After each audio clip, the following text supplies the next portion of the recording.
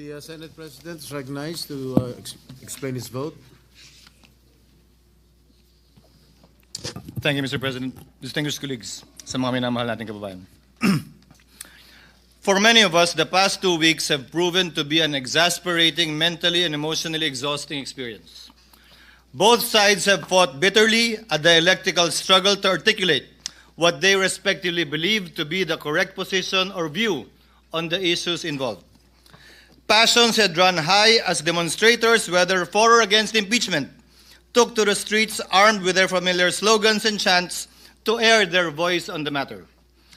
Various sectors of society, from business, retired military, academe, denominations of faith, offered suggestions for a return to a state of normalcy in the official relations of governmental branches.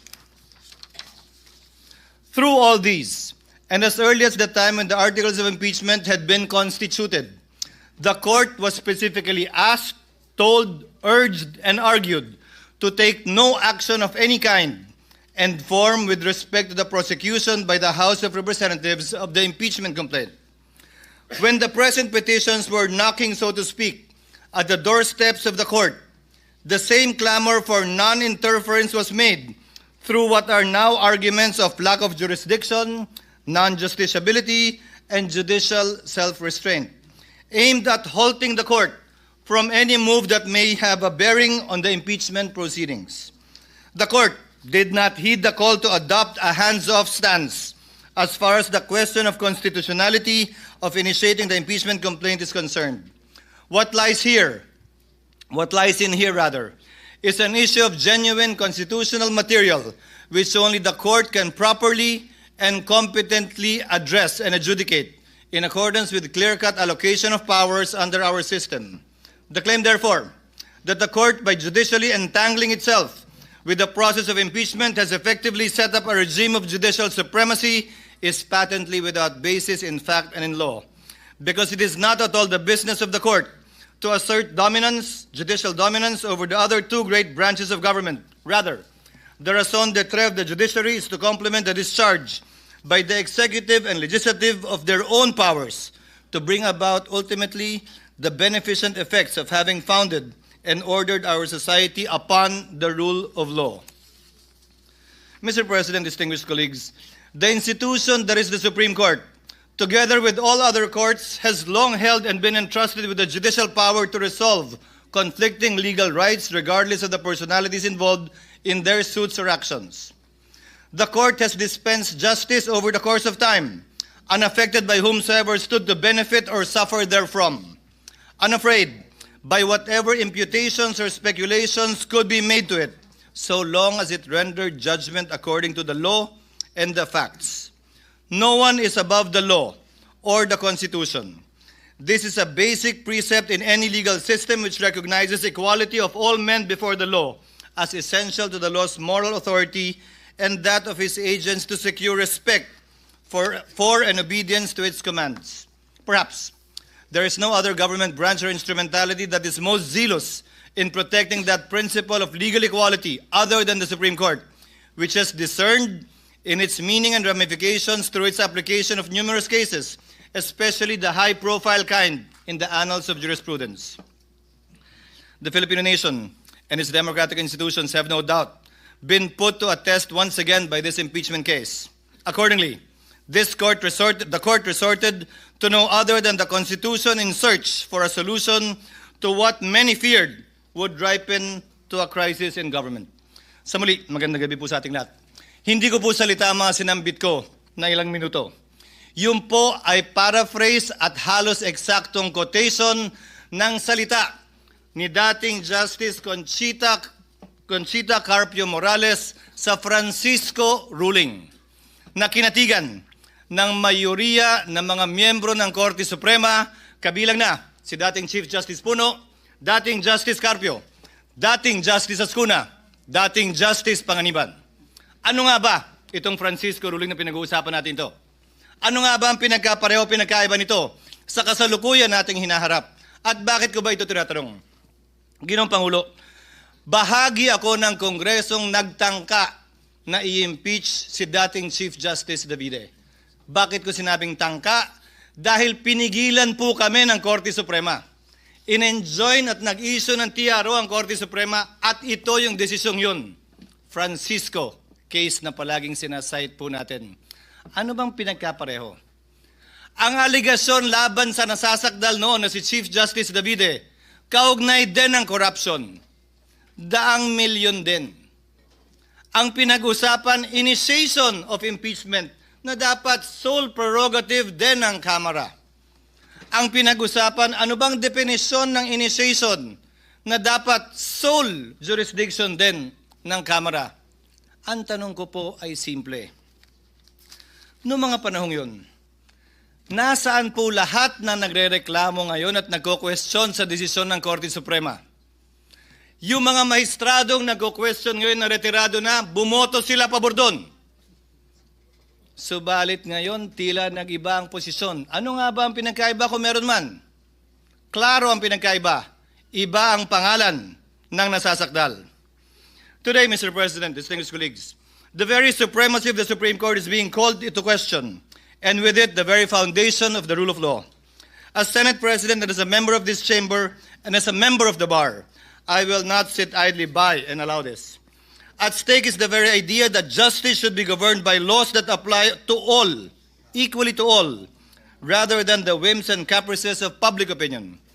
As Justice Frankfurter once said, if one man can be allowed to determine for himself what is law, every man can. That means first chaos, then tyranny. Legal process is an essential part of democratic process. Whether it's a mob or a minority, bias and prejudice blinds, divides, and destroys. Former U.S. Supreme Court Justice Sandra Day O'Connor also said it best. The law provides necessary continuity amidst our constantly shifting political landscape. It guarantees everyone will be treated equally, whether they are in today's or yesterday's majority, so they know what to expect, whether what they do is popular or unpopular at that time. The courts, Mr. President, with the Supreme Court at the helm, are the guardians of the rule of law, making sure everyone plays by the same rules and receives equal justice. For the rule of law to prevail, the High Court must act as a compass, not as a political cheerleader, impartially applying the law by calling out violations, not swayed by public opinion or political allegiance. Respect for the rule of law, Mr. President, requires all of us to adhere to final or immediately executory decisions of the court, even when there is a winner and a loser, to avoid deadlocks and maintain legal order. Respect for the rule of law does not bar disagreeing with court decisions, nor from forming our own opinions on the meaning and intent and letter of the spirit of the Constitution. However, we must also have the humility to accept when we are wrong once the Supreme Court has already decided. Respecting the court only when you win or when it aligns with your belief is not respect for me. It is plain arrogance or if at all, a power play. Cherry-picking court rulings destroys the judiciary's purpose. Disobeying the High Court's decision is a violation of the law because under our Constitution, decisions of the Supreme Court form part of the law of the land. I made these remarks, Mr. President, amidst recent calls for this august body to disregard the Supreme Court's recent ruling in Duterte v. HOR. These calls for judicial disobedience have been aided and abetted by so-called legal luminaries and experts who fancy their wisdom and knowledge of the Constitution as better, higher, more supreme than that of the Supreme Court. Miyembro po ba sila ng Supremist Court? Miyembro po ba sila ng Super Supreme Court? Sa pagkakaalam ko po, iisa lamang ang Korte Suprema.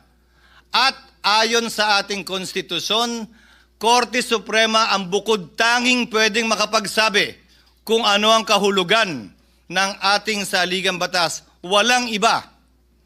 Allow me to demonstrate, for example, Mr. President, the legal gymnastics these people have been undertaking. In the past, and I have borne the brunt of this, sabi nila, forthwith ang sinabi sa Senado, ibig sabihin yan agad-agad. Despite the rulings of the Supreme Court that say it is within a reasonable time. Pero doon na tayo sa agad-agad. Sabi ng rules ng House, dapat i-refer ng SecGen immediately sa Speaker. 2 buwan bago niya ginawa yon. Oh, okay lang sa kanila. Di naman sila nagreklamo. Immediately po ang gamit, ha? Hindi forthwith. Sabi naman ngayon ng Korte Suprema, immediately executory. Ay, teka lang. Hintayin muna natin. Hindi pa final. Kapag ka-convenienteng gamitin yung mga salita pabor sa posisyon nila, edi okay lang. Kapag ka hindi naman, ay hindi rin. Hindi po ganun dapat yon. Hinihiling nila ngayon sa Senado na ipagpaliban muna ang anumang aksyon para intayin ang anumang desisyon ito kaugnay sa motion for reconsideration na inihain ng Kamara sa Korte Suprema.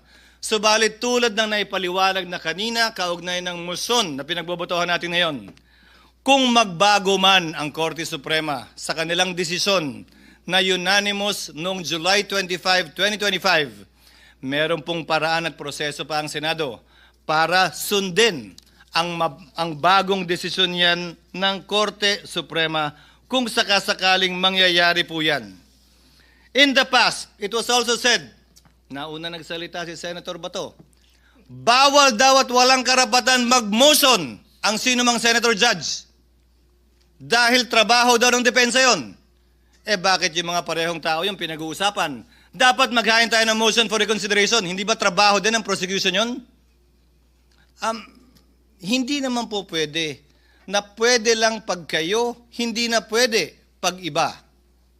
Now the prosecution has actually filed a motion for reconsideration, and rightfully so, and not by this chamber. Noon kapag nung bumoto kami para i-remand ang impeachment complaint sa Kamara, pinapaboran daw namin yung nasasakdal. Sinabi ko na rin yan, na yung kontra sa impeachment at pabor sa impeachment, hindi ko didinggin. Na yung kontra at pabor kay Vice President Sara Duterte, hindi ko didinggin. Dahil may rason kung bakit babaeng nakapiring ang mata ang simbolo ng ating hustisya, na humahawak ng espada sa kabilang kamay at panimbang sa kabilang kamay. Dahil wala po dapat kinikilala ang hustisya na personalidad. Sino man ang nasasakdal, dapat pareho lamang po ang ating mga magiging desisyon. Sabi din nila, will of the people daw ito. Eh sino ba si people? Balikan po natin ang naging desisyon ng Korte Suprema. Ayon sa desisyon ng Korte Suprema sa panunulat ni Justice Malcolm sa Alejandrino versus Manuel Quezon, pinag-aaralan po ito ng mga first-year law students. Quote, the judiciary, under its powers to interpret the Constitution and the laws, has the duty and the right to declare what the will of the people is as expressed in the fundamental law of the land. Hence, where the acts of the executive or legislative departments violate the will of the people as expressed in the organic law of the land, it is the sworn duty of the judiciary to interpret and to declare that will of the people and the right of the citizen has been violated and or transgressed. Allow me to answer a few more, Mr. President, Your Honor. As I stated earlier, sabi ng ilan, hintayin natin na maresolbahan ang motion for reconsideration. Pero dun sa parehong araw na naghain ng motion for reconsideration ng Kamara, nagsalita ang tagapagsalita ng Korte Suprema at sinabing immediately executory pa rin ang desisyon. Sinahit ko rin kanina ang Section 1, Rule 16, AM number 10-4-20 ng Supreme Court na nagsasabi na ang resolusyon ay magiging executory lamang kapag ka ito'y nagkaroon ng entry of judgment maliban na lang kung sinabi sa desisyon na ito'y immediately executory na siyang nangyari sa kasong ito. Binanggit din kanina ni Senator Cayetano ang Section 4, Rule 39 ng Rules of Court na nagsasabi na immediately executory na mga desisyon ay hindi kailangan maghintay na maresolbahan anumang apela o motion for reconsideration na nakabinbin. Ginagamit din ang operative fact doctrine. Ang operative fact doctrine po ay exception sa rule ng null and void ab initio. Ito po ay hindi rule, ito ay exception sa rule. Gamit po ang sinulat na desisyon ni Justice Tony Carpio sa League of Cities versus COMELEC. Ito ang sinabi po niya. The invocation of the operative fact doctrine is an admission that the law or act is unconstitutional.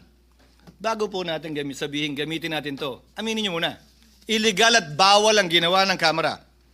Sa parehong desisyon, sinabi din ni Justice Carpio, it will open the floodgates to wanton enactment of unconstitutional laws and the commission of unconstitutional acts and a mad rush for their immediate implementation before the court can declare them unconstitutional. This view, according to him, is an open invitation to serially violate the Constitution and be quick about it, lest the violation be stopped by the court. Sinabi din po ni Justice Carpio sa desisyong Aralio versus Aquino, those who acted in bad faith with gross negligence cannot invoke this doctrine. Hindi po pwedeng pakinabangan nung taong gumawa ng unconstitutional at illegal act ang doktrinang ito. Pwede lamang po itong gamitin ng mga partidong walang kinalaman dun sa ginawang mali, masama o di naaayon sa saligang batas. Ika nga, he who comes to equity must come with clean hands, and he who seeks equity must likewise do equity. Mr. President, distinguished colleagues, kinondina din ng ilang legal luminaries tulad ng Philconsa na dating pinangunahan ng nanguna sa impeachment complaint na si Speaker Romualdez, ilang taon lamang ang lumilipas, na hindi daw, bagong requirement daw ang due process. Dagdag daw ito. Mr. President, Your Honors, they should read Francisco again. They forgot that lack of due process in the impeachment process had been raised and in fact was specifically mentioned in the separate concurring opinions. And allow me to quote the concurring opinion of Justice Panganiban. The due process clause enshrined in our fundamental law is a condition sine qua non that cannot be ignored in any proceeding, administrative, judicial, or otherwise. It is deemed written into every law, rule, or contract, even though not expressly stated therein.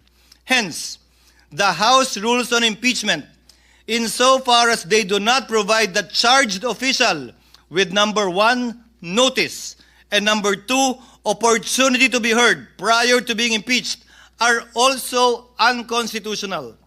Needless to say, the due process limitation on the impeachment process was already discussed in Francisco. May pumalag ba nun? Wala. Yung nagre-reklamo ba ngayon kaugnay sa bagong requirement yung due process, nag-react nung sinulat ito at naging bahagi ng Francisco ruling? Hindi ko rin po napansin. Sinabi din po ng ilang legal luminary, partikular binanggit din ito ni Speaker Romualdez, when the court begins to create rules on how it and other high officials may be impeached, it risks writing the terms of its own immunity. This point was also discussed in Francisco. Ang sabi ng korte nito, illogical ito at non-sequitur. Alalahanin po natin. Hula lamang yung gagamitin din ito pabor sa kanila. Sa kaso ng Francisco, nakaupong Chief Justice ang nasasakdal. Pero sinabi mismo ng korte, hindi bali yan. Hindi namin pinapaboran ang kabaro namin sa pagbaba namin ng desisyong ito.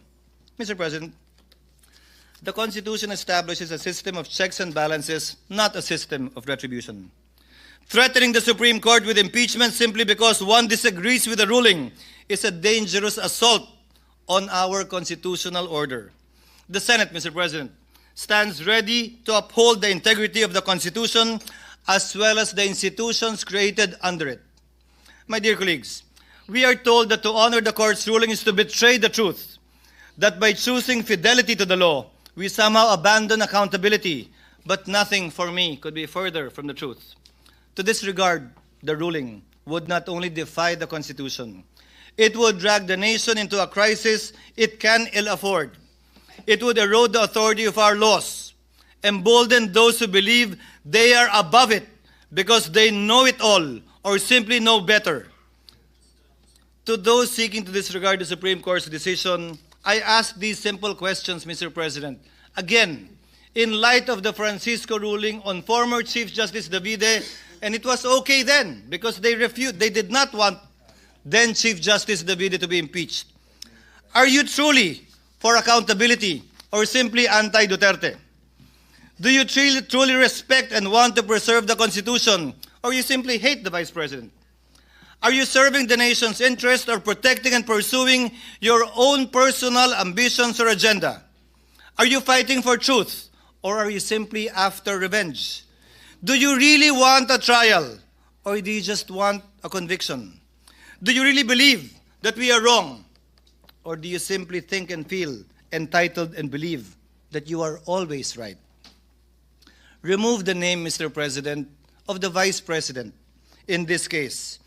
Apply the decision of the High Court, as Senator Cayetano said earlier, to another impeachable official. Would your positions be the same? When I was faced with this situation, Mr. President, I respected the court's decision, even if I disagreed with it. I'm still voting to respect that court's decision. As quoted at the start of my speech, Mr. President, the dispensation of justice over the course of time should be unaffected, whomsoever stood to benefit or suffer therefrom. The courts should be unafraid of whatever imputations or speculations could be made against it by those disagreeing. I will not cast a vote that says complying with the Supreme Court ruling is optional. Anyone who will say, I will respect the Supreme Court today and condemn it tomorrow, is not showing fidelity to the Constitution. It is submission to the passions of the day, to the shifting winds of public sentiment that may or may not be just. Fidelity to the Constitution, Mr. President, must prevail even when it is unpopular, inconvenient, or misunderstood. In fact, Mr. President, distinguished colleagues, it must prevail especially when it is unpopular, when it is inconvenient, and misunderstood. Finally, Mr. President, let today's verdict be a stern and unequivocal warning to anyone who would dare use the Senate for their personal battering ram to further their personal political ambitions. To the House of Representatives, I say, do not allow yourselves to be used for the blind hatred and ambition of a few who did things haphazardly, gravely abused their discretion, and violated due process rights under the Constitution as found by the High Court itself. In spite of all these, you expect everyone to roll over in obedience. When we did not, you moved hell and high water to destroy personalities, malign reputations, and tarnish institutions. To these people, I say this: the Senate is not your playground to run after your political enemies. We are not an accomplice in any grand scheme. While others may be willing to play your game, I am not. I will never bow to a mob. I will never cower to the shrillest of voices. Let history, Mr. President, record that in this moment, we chose the Constitution. We chose the rule of law by defending the integrity of the Supreme Court and maintaining the system of checks and balances under our Republican system of government. Let this chamber be remembered, not for the passions we inflamed, but for the principles we upheld. I vote yes to the motion, Mr. President. I vote yes to the rule of law, yes to the Constitution, yes to the supremacy of the Supreme Court in interpreting it. Thank you, Mr. President. Thank you, Senate President.